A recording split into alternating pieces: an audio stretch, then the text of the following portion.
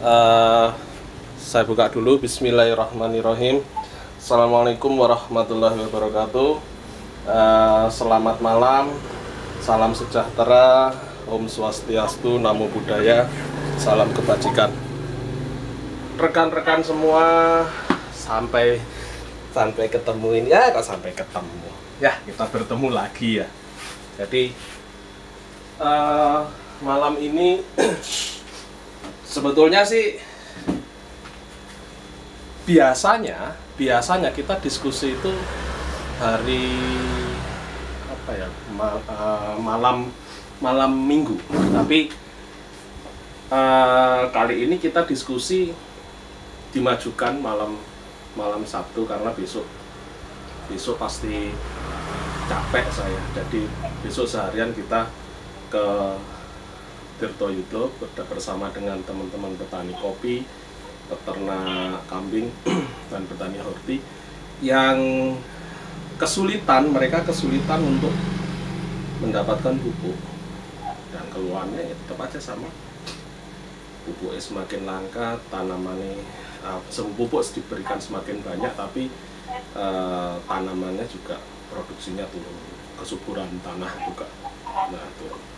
Jadi diskusi ini biasanya teman-teman mohon dimatiin dulu mic-nya dimatiin. Nanti kita buka pertanyaan, disilahkan, baru saya akan izinkan untuk dibuka. Jadi supaya enggak noise ya. Jadi supaya kita semua bisa dengerin dengan baik. Jadi mohon yang masih aktif di mute dulu mic-nya. Mohon izin Kang Seno, di mute dulu. Di mute, jadi kita supaya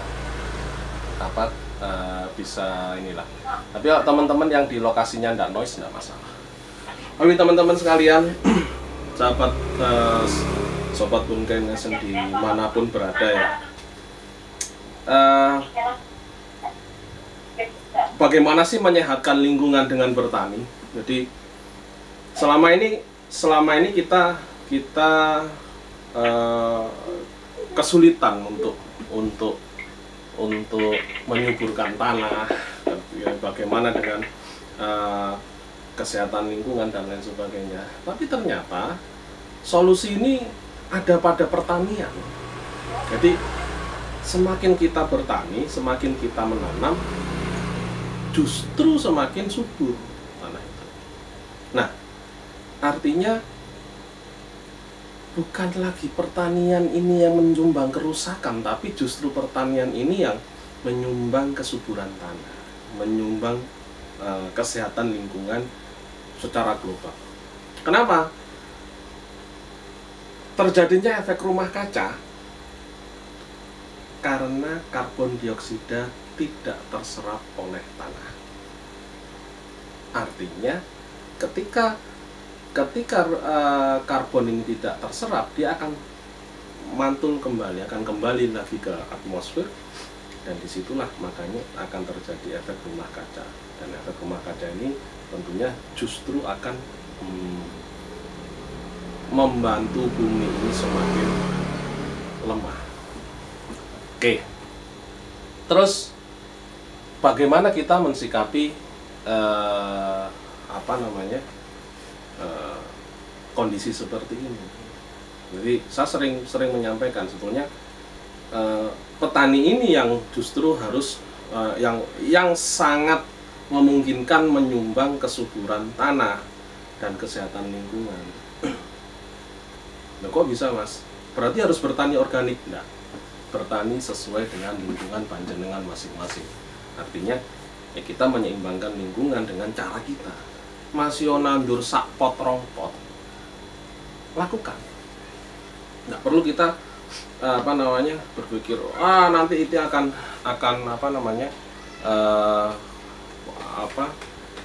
kami akan berkontribusi ketika kami bertani di lahan yang lebih luas. Tidak perlu seperti itu.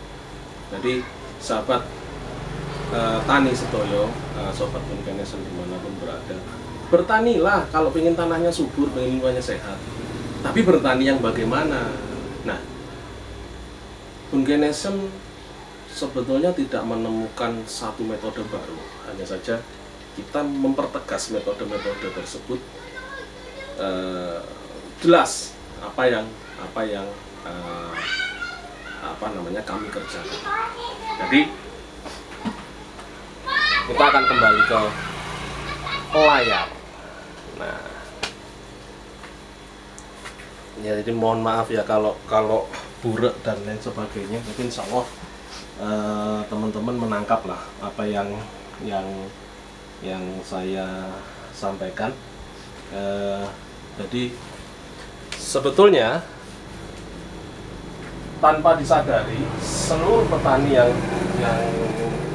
ada ini malah justru seharusnya itu menyumbangkan kesuburan tanah, tidak menyumbangkan kerusakan tanah.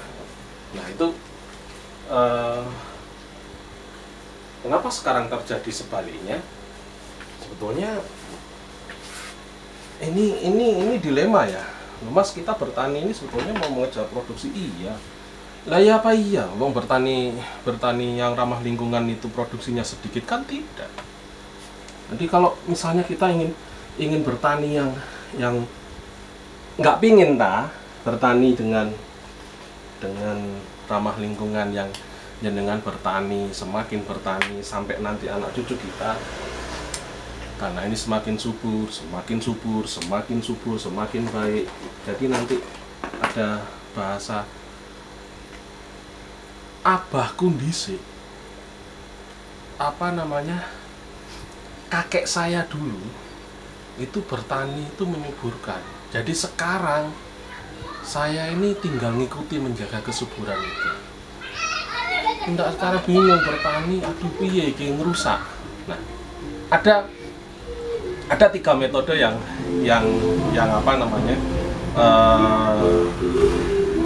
menjadi kunci dalam bertani yang juga menyehatkan lingkungan. Bertani sama dengan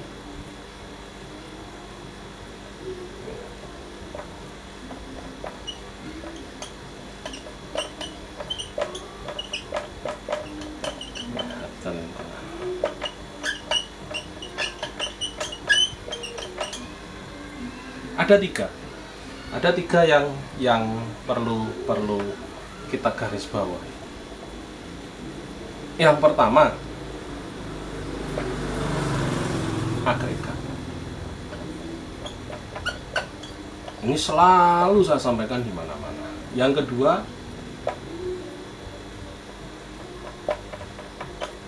microbiome. Dan yang ketiga,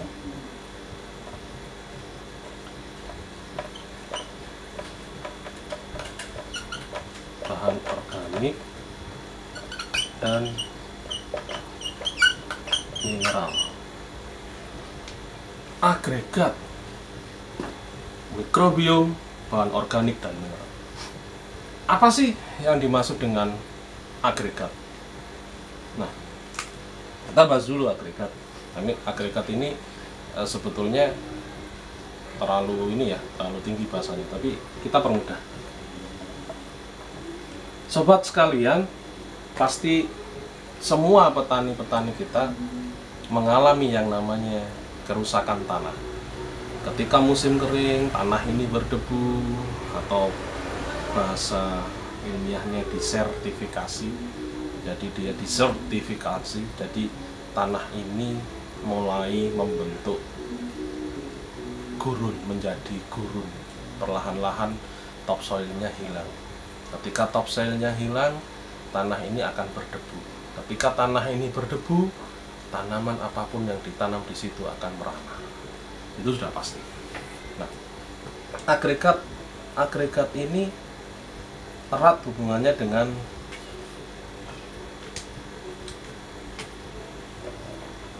satu,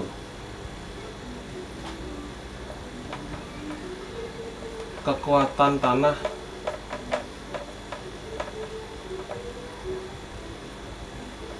kekuatan tanah dia menyimpan air. Ini yang utama. Jadi ketika musim kering lebih lama, musim kemarau yang panas terik dan evaporasi tinggi karena tanah kita nggak mampu menahan itu tadi, akhirnya yang terjadi kelemahan tanah menyimpan air. Nah, agregat kembalikan ke situ dulu. Kita bentuk dulu agregatnya. Satu, supaya apa? Supaya kekuatan tanah kembali, dia mampu menyimpan air. Nah, yang kedua, kekuatan tanah dalam menyimpan mengikat hara. Dan yang ketiga, kekuatan tanah dalam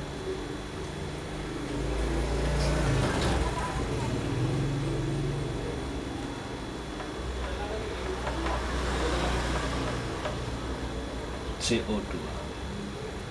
Sahabat sekalian, kondisi lingkungan kita saat ini adalah tanah ini terjadi yang namanya defisiensi karbon. Ini kontras ya. Lingkungan kita setiap harinya ada polutan dan lain sebagainya itu yang mengeluarkan karbon, tapi tanah kita ini defisit karbon, defisiensi karbon, kurang karbon. Loh, ya apa? Ya agregatnya kita loh, ini yang melemah. Agregatnya melemah. Ketika agregat lemah, kekuatan tanah menyimpan air ini menjadi lemah. Begitu juga dengan kekuatan tanah dalam mengikat hara. Loss semuanya. Terakhir, dia tidak mampu menyerap karbon dioksida. Padahal yang mampu menyerap karbon dioksida, kelebihan karbon di udara ini adalah tanah. Ketika tanah pertanian ini yang diharapkan mampu menyerap karbon tidak terjadi, justru terjadi yang namanya desertifikasi atau terbentuknya gurun, tanah menjadi berdebu dan lain sebagainya. Itulah kiamat. Tanda-tanda kiamat pertama akan terjadi untuk kita tanpa kita sadari. Tanah menjadi lemah menyerap air, dia tidak mampu menahan air, tidak mampu mengikat hara, apalagi dia menyerap karbon. Ini ya, teman-teman mungkin nggak ngeh, loh, kok seperti ini? Oke, jadi apa sih yang harus kita lakukan untuk mengembalikan agregat tanah yang tadi? Jadi pertama tadi ini kita bentuk agregat, nanti kita bentuk mikrobiom, dan yang terakhir bahan organik. Kenapa?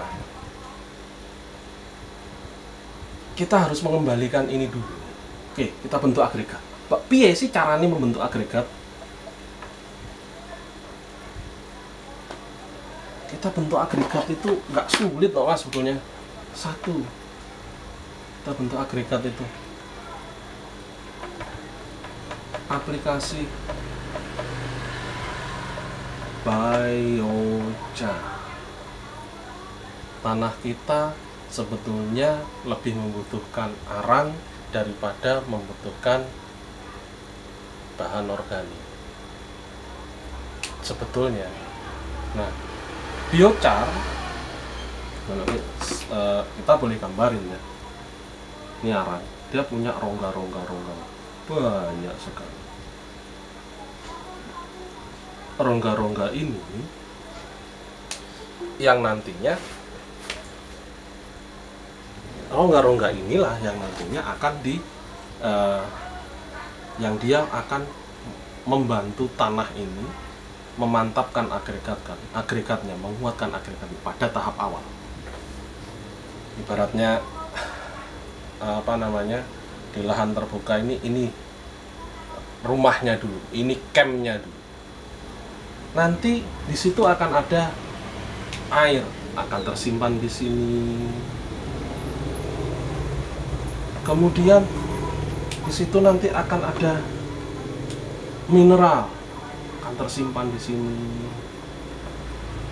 Mineral ya, unsur hara, dan terakhir biochar ini ialah the home of microbe. Jadi rumah terbaik untuk mikroba, hotelnya mikroba. Prof. Nasih menyampaikan biochar ini hotelnya mikroba. Nah, dia akan di sini. Jadi ketika saya gambar ini tanah, ini banyak arang di sini ya, mana-mana arang.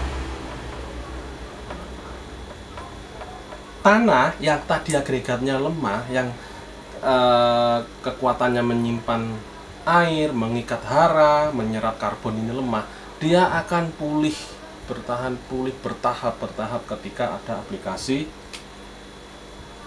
biochar. Saya ulangi, biochar. Arang, mau arang apa aja masukkan arang. Gitu.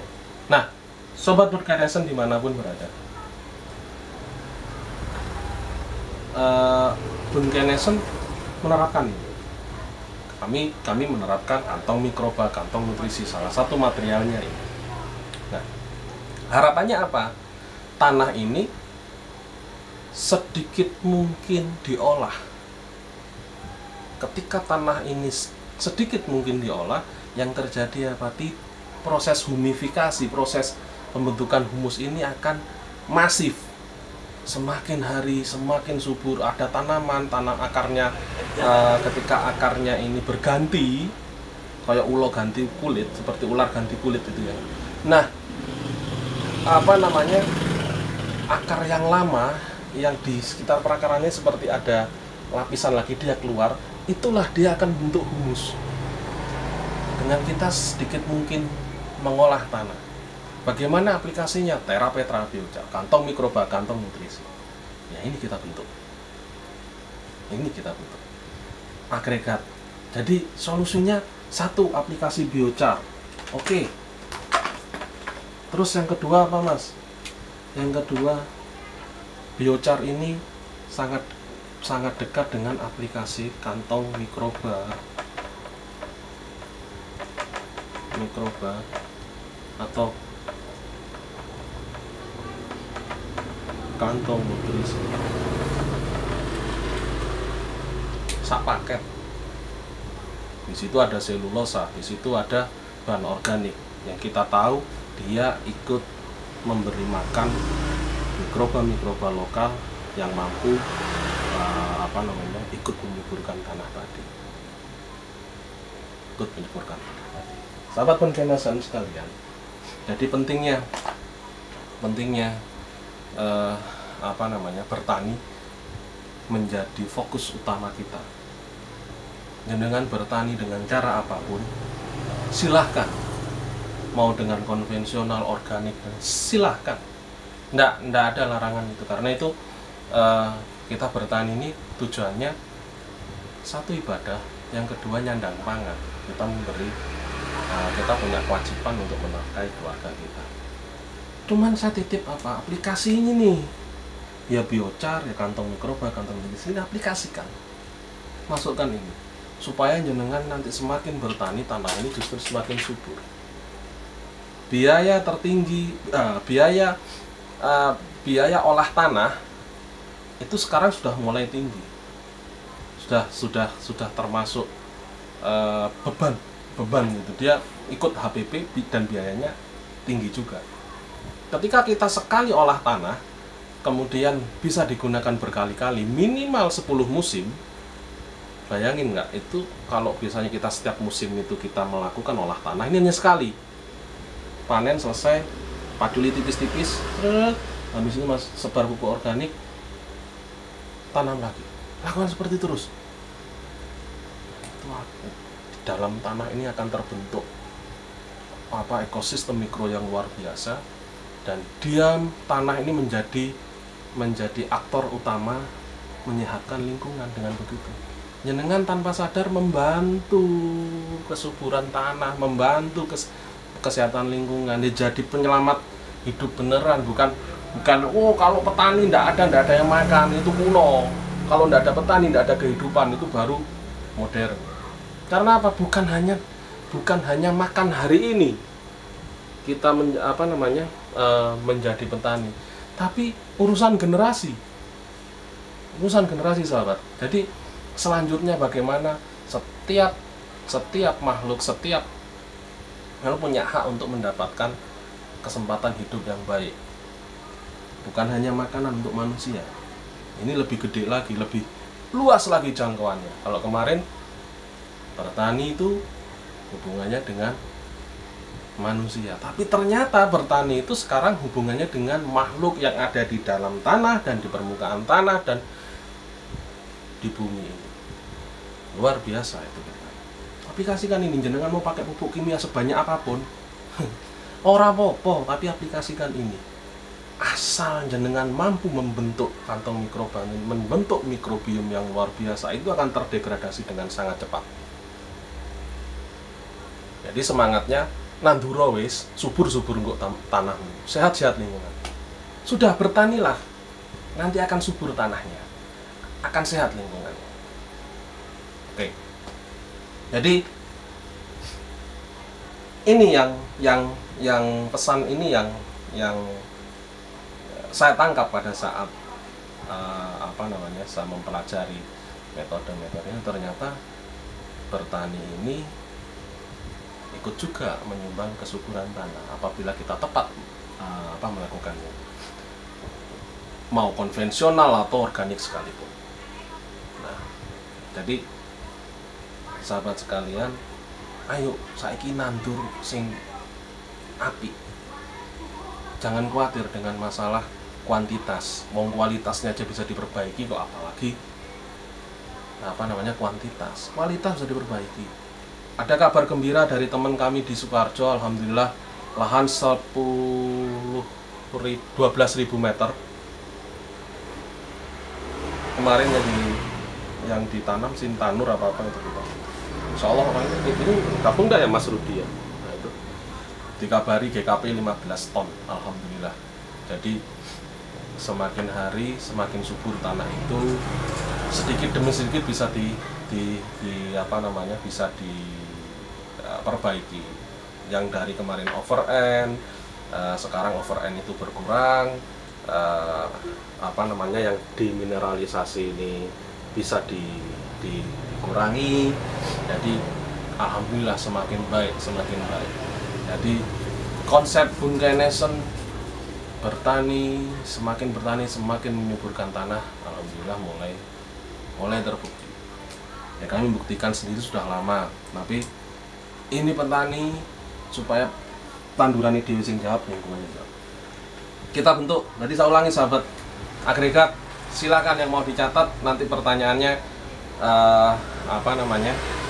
bisa lebih oke, nggak apa-apa. Jadi tua kono wis. Jadi nanti kita bahas karena ini penting banget.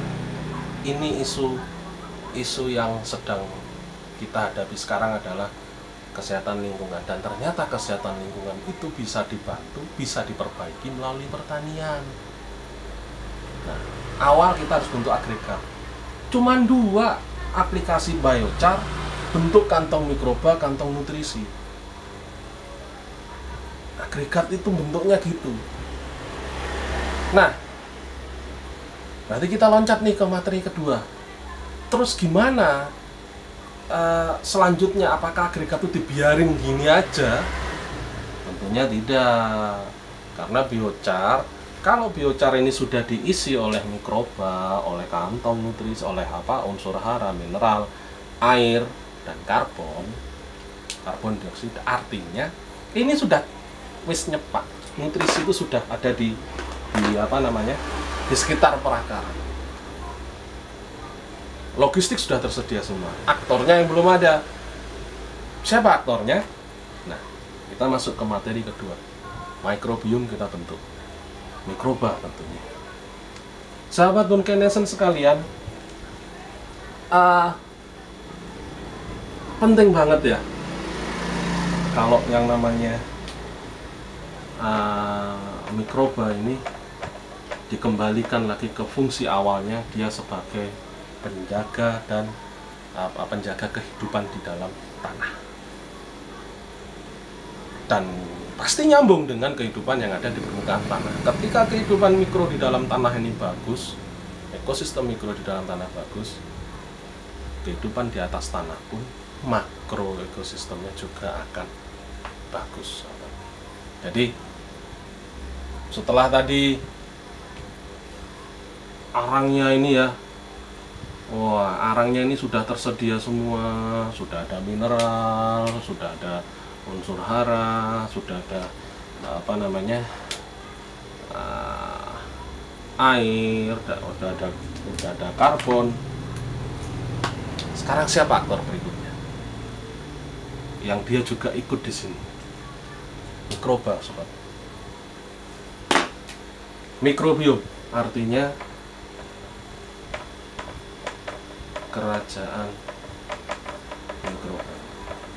Dan kerajaan mikroba ini luas. Tentunya kerajaan mikroba yang kita maksud di sini adalah kerajaan mikroba yang menguntungkan. Mikroba yang menguntungkan, bukan yang merugikan.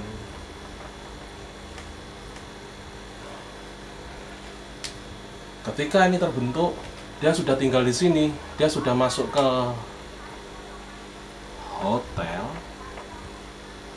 hotelnya mikroba, Dia akan bekerja sekaligus berkembang di lokasi tanah tersebut terus menerus, tidak berhenti. Jadi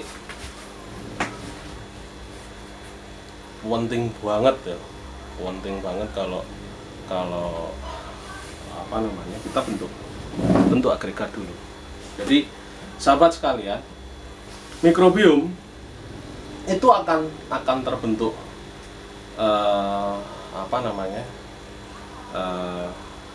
akan terbentuk sangat baik ketika kita menerapkan biochar. Terus tadi kita nerapkan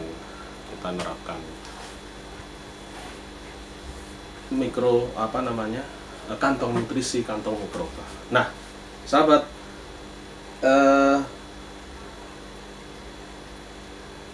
kesuburan tanah kembali lagi erat hubungannya dengan pembentukan tadi agregat terbentuk sudah terbentuk hanya dengan aplikasi satu arang biochar, dan kita bentuk kantong mikroba, kantong nutrisi.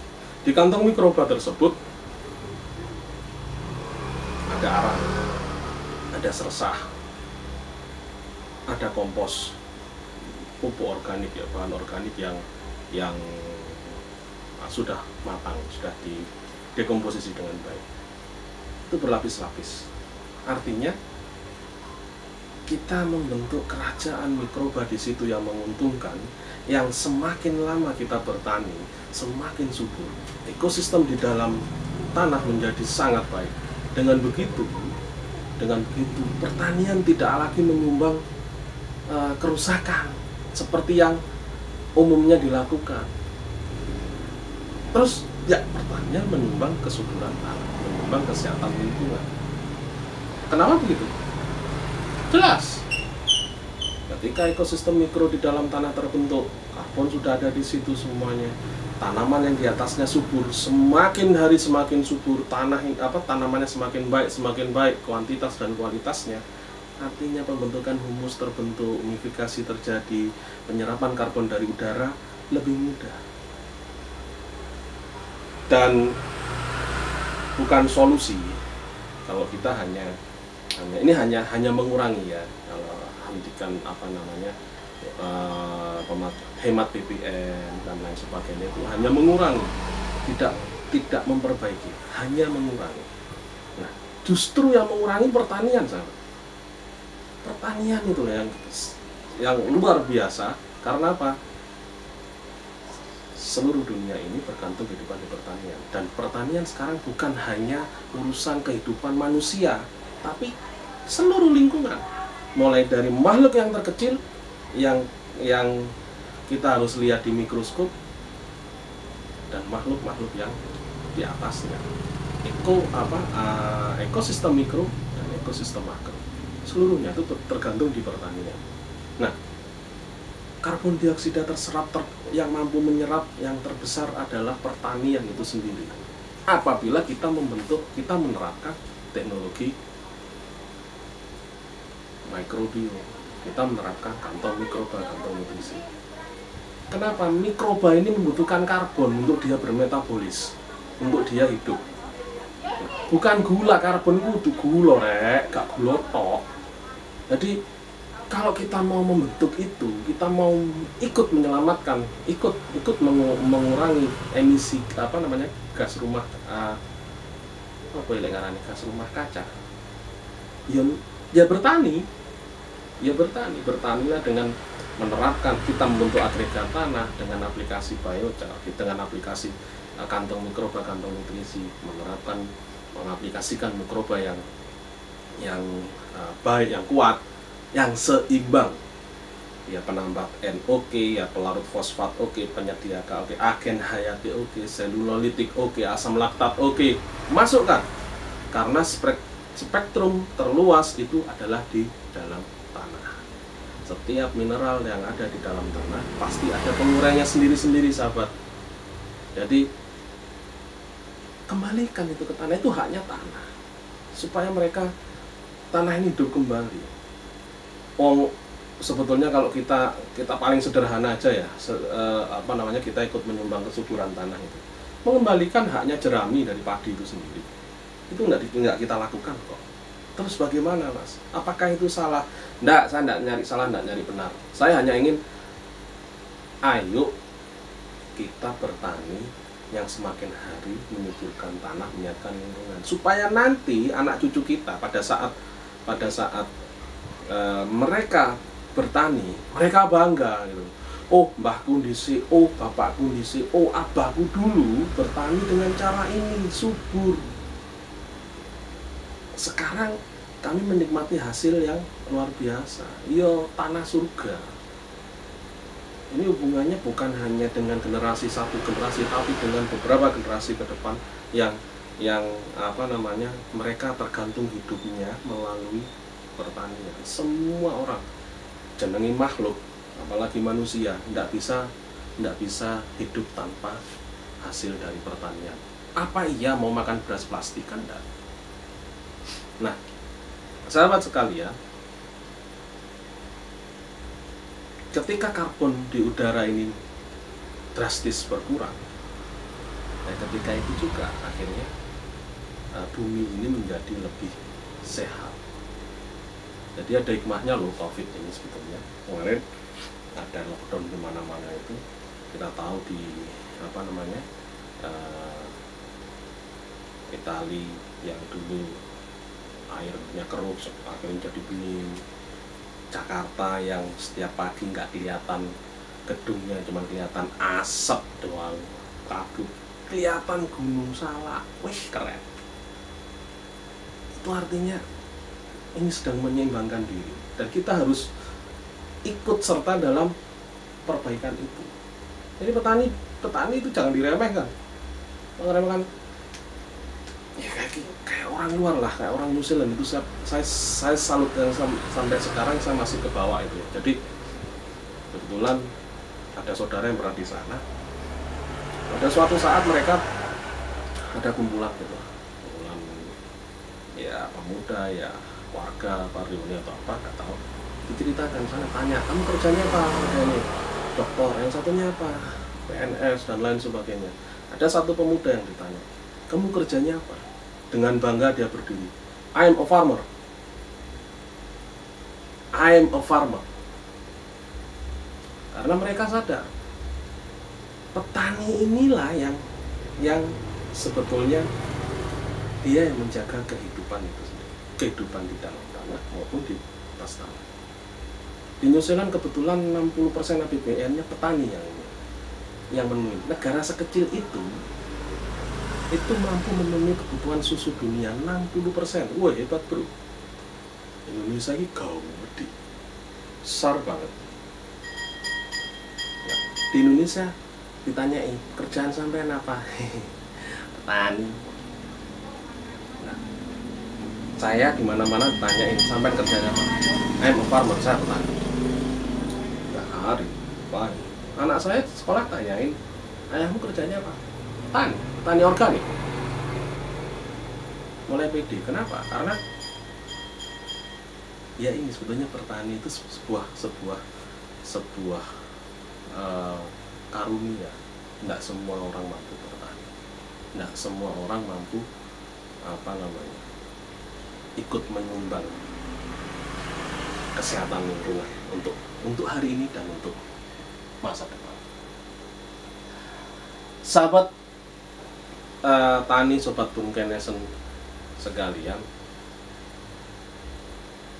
sebetulnya sih malam ini saya pengen bukan materi ya, ini sebenarnya bukan materi, kita pengen diskusi aja ringan. Yang kemarin juga saya bawa waktu ke Sragen itu diskusi ini. Rata-rata petani kita ini sudah terkungkung mindsetnya karena wis kadung bingung bagaimana bertani, bagaimana hasilnya, kenapa lebih rendah panennya dengan pemberian nutrisi yang pikirannya itu sudah tinggi. Nah ini sebetulnya ada apa? Ya kehidupan di dalam tanah ini yang mampu menyediakan itu tadi tidak ada, atau minus, atau berkurang, atau apapun ya. Yang jelas itu proses pembentukan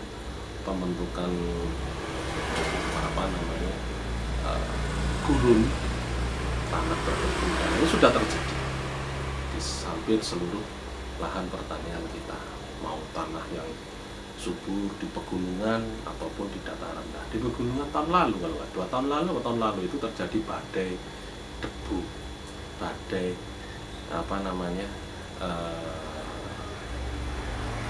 asap ya, das di dataran tinggi, tanah yang subur itu panas dibagi di atas lagi di daerah Sengkaling naik ke atas. Ini sudah terjadi bencana-bencana yang tanpa sadar itu kita buat sendiri. Nah, ya karena petani sing dikejar orientasi hasil, tidak salah, karena saya pun seperti itu. Tapi sekarang kita mulai berpikir sebetulnya petani ini yang mampu menyumbang kesehatan lingkungan dalam skala yang luas. Oke, kita bahas satu lagi materi, setelahnya kita diskusi ringan aja supaya ya ini pemanasan ya. Kita sudah berapa minggu ndak online bareng. Kembali ke materi ini, mikrobiom. Ketika mikroba sudah terbentuk, kerajaan mikroba menjadi satu dia sudah terbentuk menjadi satu koloni yang luar biasa, maka itulah langkah-langkah kesuburan tanah akan bertahap akan kembali proses humifikasi dan lain sebagainya.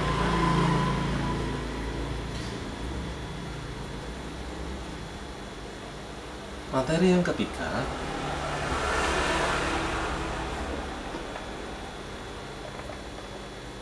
mikrobiom ketika bahan organik.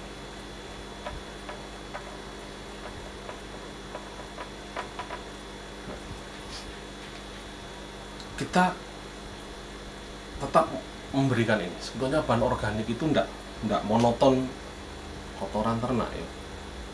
Tapi memang seharusnya antara peternakan dan pertanian ini satu simbiosis mutualisme yang nggak boleh terpisahkan. Integrated farmingnya harus terbentuk baik, peternak dan petani ini ora oleh pisah, ini harus terbentuk sangat banyak. Karena apa? Limbahnya petani akan diberikan ke ternaknya, dan limbah peternak ini akan dikembalikan ke petani. Jangan sekarang limbah peternaknya ini dibuang ke sungai jadi cemaran baru, limbahnya petani dibakar, kangelan pakan. Sulit, itu sudah terjadi bentuk kebiasaan yang baru.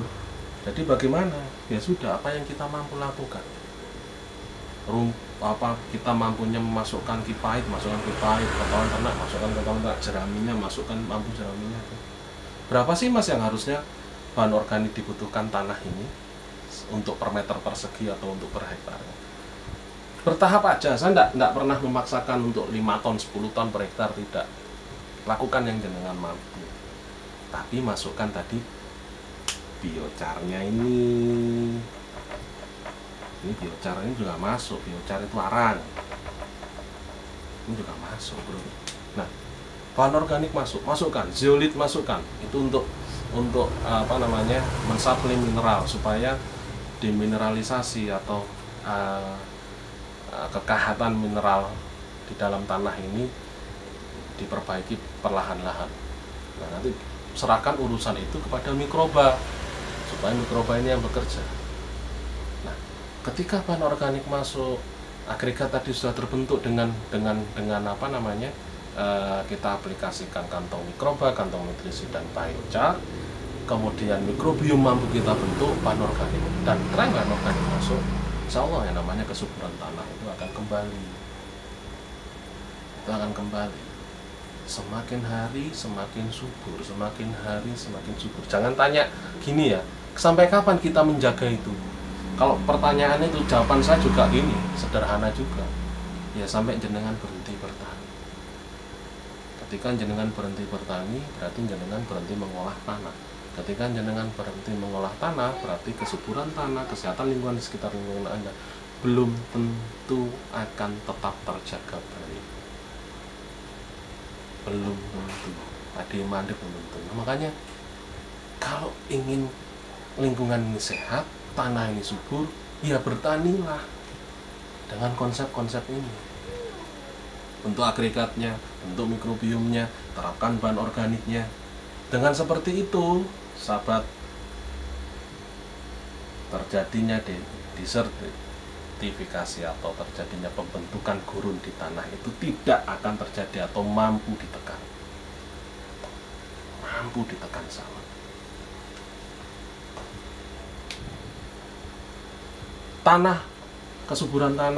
Kesuburan tanah tadi terbentuk. Air bertahan lebih lama.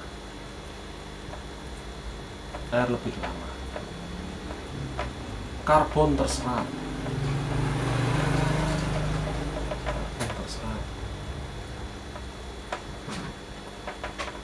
Hara tersedia. Akhirnya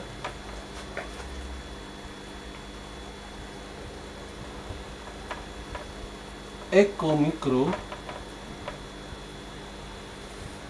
mikro berkembang.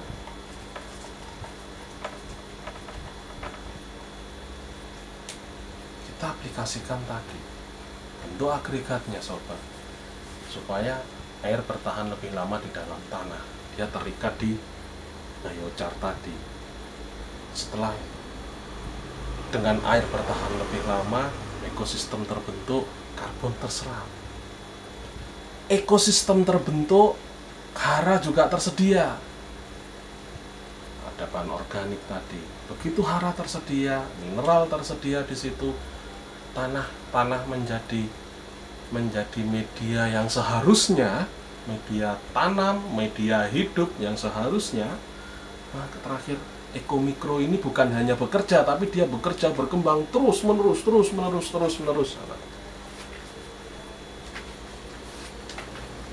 Aku rada emosional aku. Jadi 3 langkah tadi, agregat tentu untuk kita bagaimana kita petani ya, bagaimana petani menyumbang kesuburan tanah, menyumbang kesehatan lingkungan. Bentuk agregat tanah, aplikasikan agregat tanah terbentuk dengan aplikasi biochar, menggunakan kantong mikroba, kantong nutrisi. Kemudian bentuk mikrobiomnya, kerajaan mikroba yang luar biasa, dan biarkan mikroba bekerja dengan optimal. Jangan diganggu. Kalau sudah terbentuk, jangan dibongkar. Minim 10 musim. Dengan seperti itu dia akan berkembang kemana-mana. Dia akan berkembang. luar, mohon izin ini dimatikan dulu ya, mic-nya. Nanti kita buka diskusi, baru silakan untuk menyalakan mic. Nah, setelah mikro belum terbentuk, jangan lupa hak atas tanah itu bahan organik. Dan ketika bahan organik ini sudah masuk seperti yang diminta oleh lingkungan itu, oleh tanah itu, ia akan terjaga dengan sendirinya dan berkembanglah ekosistem mikro di situ.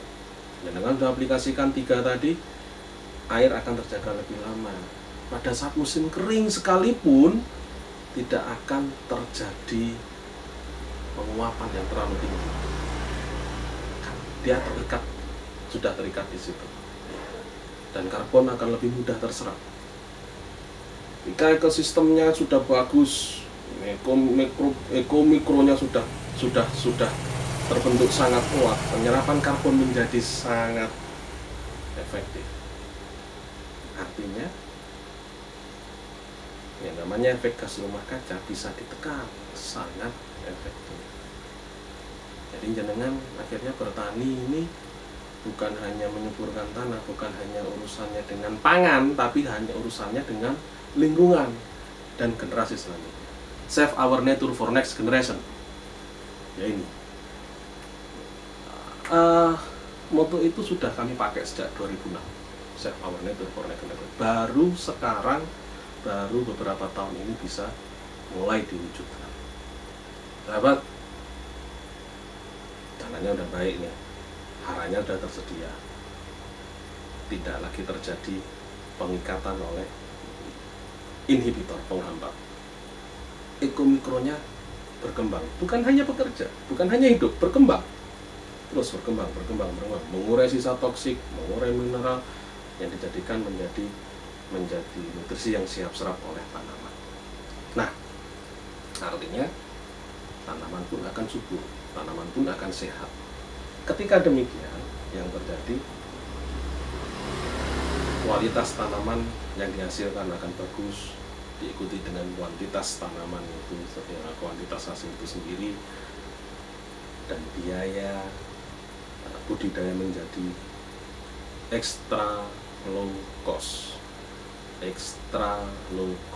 Jadi biaya kita menjadi lebih rendah dengan panen yang lebih tinggi. Oke, monggo, saya sudah sampaikan 3 materi. Ayo kita diskusi, kita masih punya waktu 1 jam. Monggo sahabat sekalian, dibuka mikrofonnya satu persatu, kita diskusi sambil kopinya diseruput, rokoknya dinyalakan. Kalau saya di sini nggak boleh rokok, nggak baik katanya. Monggo, silakan tanya. Assalamualaikum, Bang. Waalaikumsalam. Dari Gorontalo. Iya, piye kabare? Kelas dimulai lagi nih. Alhamdulillah sehat. Siap. Ya, alhamdulillah. Tenang aja, nanti kantongnya juga ngikutin. Ya. Monggo, silakan Kang. Untuk pertanian padi ini, Kang. Ya. Saat ini di tempat kami mengalami penurunan yang sangat drastis. Pol-polan. Itu 1 hektar itu saat ini 30 karung itu sudah lumayan. Jadi sudah rata-rata ini daerah kami. Ada yang 3 pantangu itu hampir 1 hektar itu dapat 9 karung. 9 karung ke sak karung pirang kilo, Kang? 9 karung gede itu loh, yang karung 6. gede. Oh, 6. 75 juga kakakku. Itu 1/4 hektar dapat 11 karung. Dan jadi berasnya 216 kilo. Innalillahi wa inna ilaihi raji'un. Ya Allah, biayanya padalan gede yo. Nah, saya ditantang ini Nah,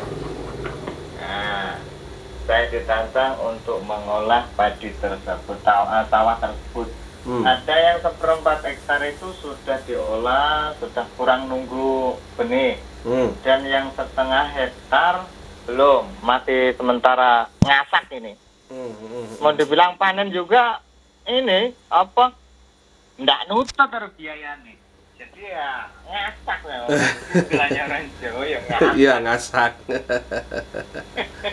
Dan saya merasa ketantang juga kalau ditantang. Coba yang kamu pelajari ini katanya coba diterapkan. Nah, kalau berhasil biaya ditanggung, kalau nggak berhasil ya saya biaya sendiri. Oke lah saya bilang ngono wes oke ya. Monggo. Oke lah.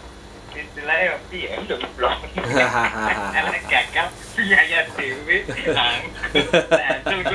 Biaya ditanggung bisa. Jangan nanggung, Kang. Jangan nanggung. Saya setuju. Jadi kalau saya sarankan itu sebetulnya beliau ini sudah putus asa gitu. Bertani kok seperti ini. Jadi jangan nanggung.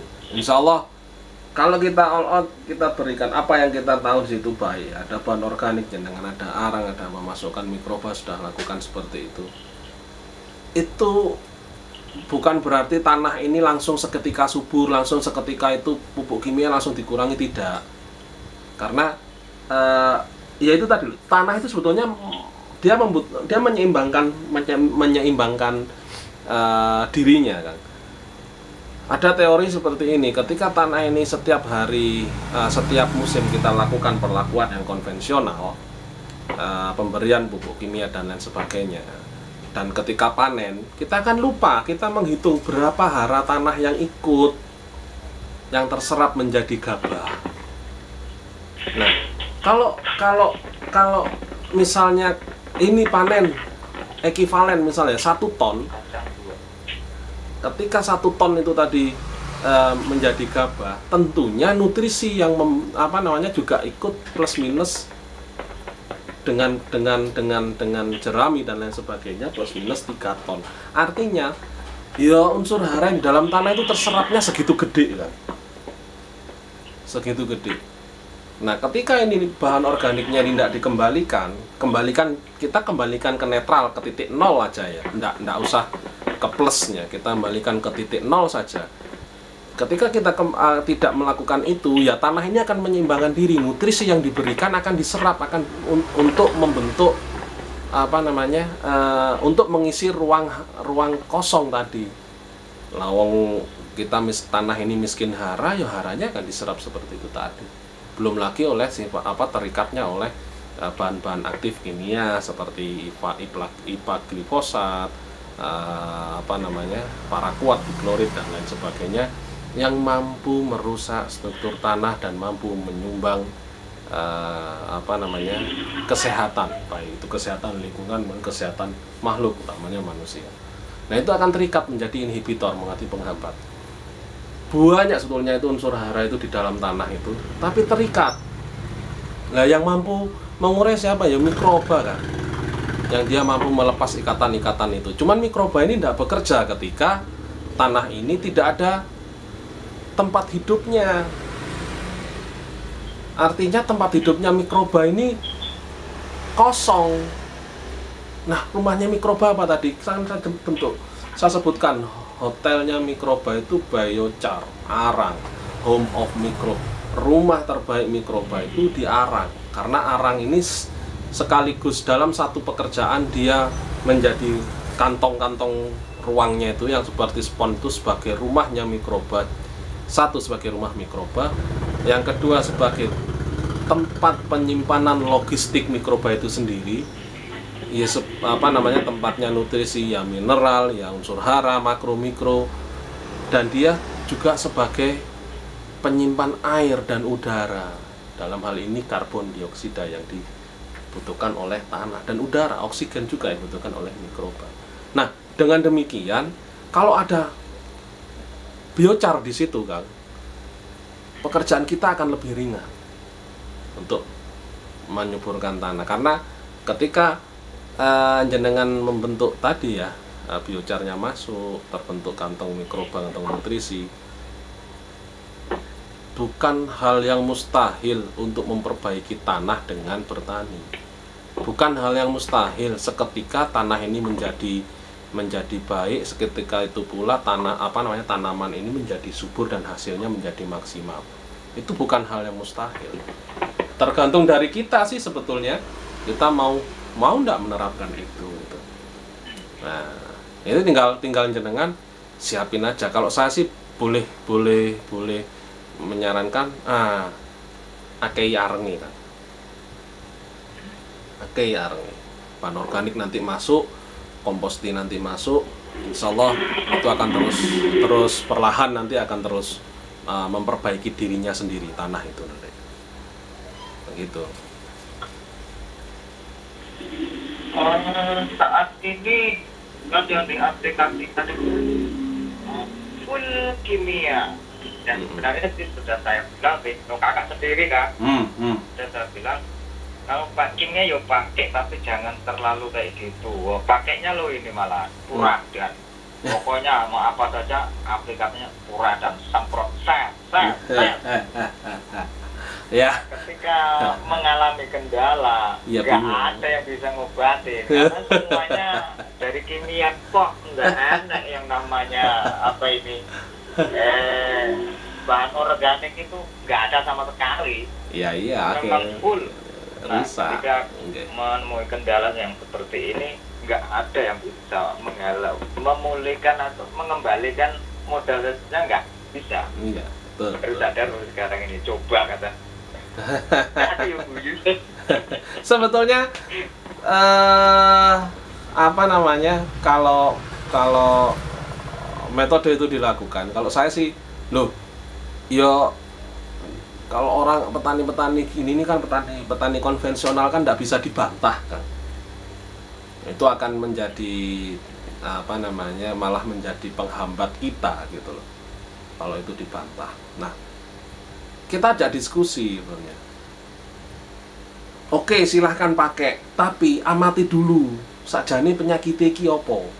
Nih, kita pakai arang ini kita ketahui dia juga anti penyakit tular tanah, penyakit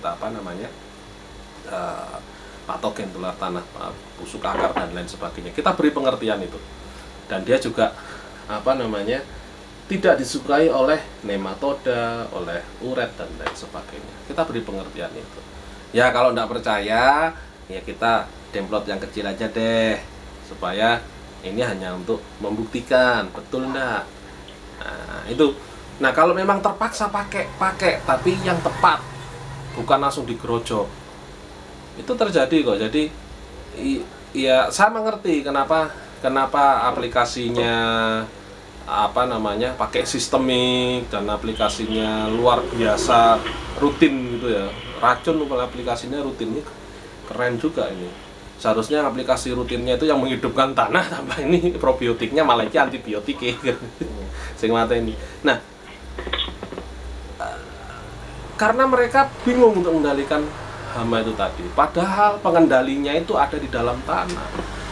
Kalau kita bentuk mikrobiom, di situ ada biocar, ada mikroba menguntungkan. Lawang patogen itu kalahnya sama non patogen. Nah, Furadan ini kebetulan juga menyakiti mikroba, apalagi golongan-golongan fungi.